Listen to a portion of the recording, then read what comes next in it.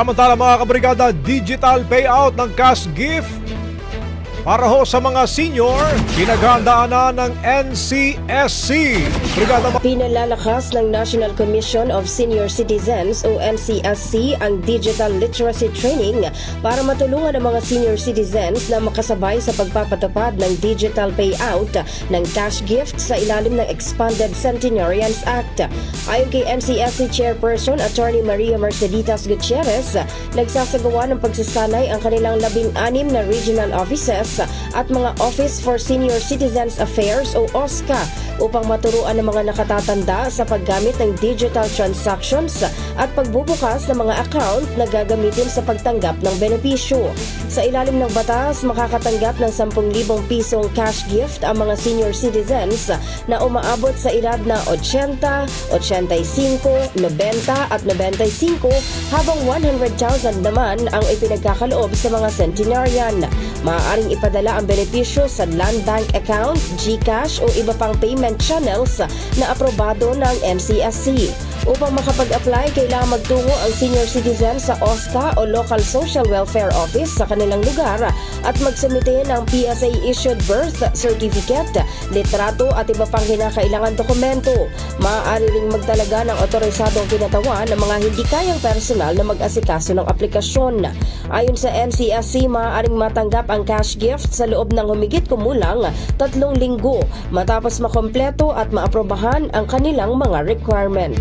Good news naman sa mga kapatid nating senior citizens, aprobado na ng House Committee on Senior Citizens ang panukalang magpapalawig sa social pension coverage nyo. At mula sa Kamara, nasa linya ng telepono, si Marian Enriquez. Marian, kung sakali, ano-ano ba itong mga benepisyo na madadagdag para sa seniors? Yes, Ruth, sa ilalim nga ng substitute bill, ang mga senior citizen na hindi indigent ay makatatanggap pa rin o magkakatanggap na rin ng 5,000 pesos na monthly stipend at makalipas ang 5 taon, lahat ng senior citizens ay entitled makatanggap ng Universal Social Pension na 1,000 pesos monthly allowance kahit may iba pa silang tinatanggap na pensyon mula sa iba pang pension providers. Pero nakasaad din sa panukala rules na maaaring piliin na i-waive o hindi kunin ng mga senior ang kanilang pensyon. Minamandato rin ng panukala ang Department of Social Welfare and Development o DSWD sa pakikipag-ugnayan sa Budget and Management Department at stakeholders na i-adjust ang halaga ng Universal Social Pension kada 2 taon matapos ang full implementation ng batas.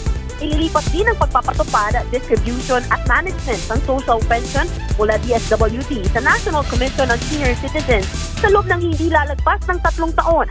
Ang isa sa mga may akda ng panukala na si Marikina 2nd District Representative Biro Kimbo, ikinatuwa ang pag-aproba nito sa komite.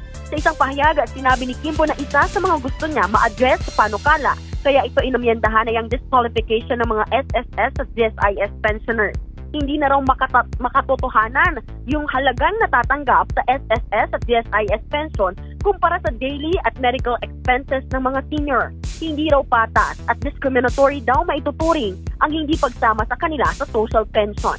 Samantala, Ruth, pag-usapan naman natin yung BICAM na nakatakda nga na 4 p.m. ngayong hapon, kinumpirma ng House contingent na pupunta sila sa BICAMal Conference Committee mamayang 4 p.m. sa PICC sa Pasay.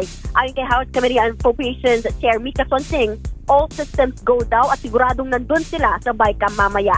Ayon din kay BICAM member at Bicol Star Party Representative at kay Paranaque Representative Brian Yamsuan, hindi totoo ang sabi-sabing Kamara umano ang ayaw sumagot kung tuloy o hindi ang BICAM ngayong araw. Katunayan, sila pa nga yung present kahapon sa PICC at yung Senado ang hindi dumalo.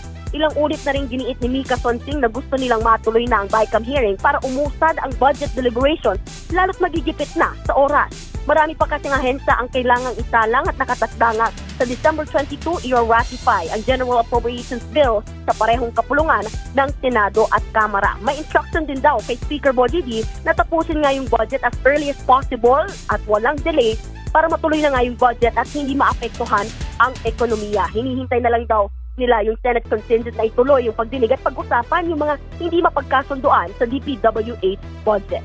Umaasa rin yung Kamara na hindi magkakaroon ng re-enacted budget para sa susunod na taon. Yan muna ang latest. Balik sa'yo, Ruth.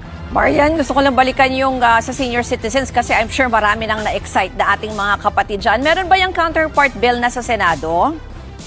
Naku, yan yung magandang alamin din natin, ano, sa counterpart nga sa Senado. Pero dito sa Kamara, paniguradong pasado na po ito sa komite at umaasa tayo no, na susunod na taon, pagbalik nga ng sesyon sa Kongreso ay isasalang na ito sa plenaryo.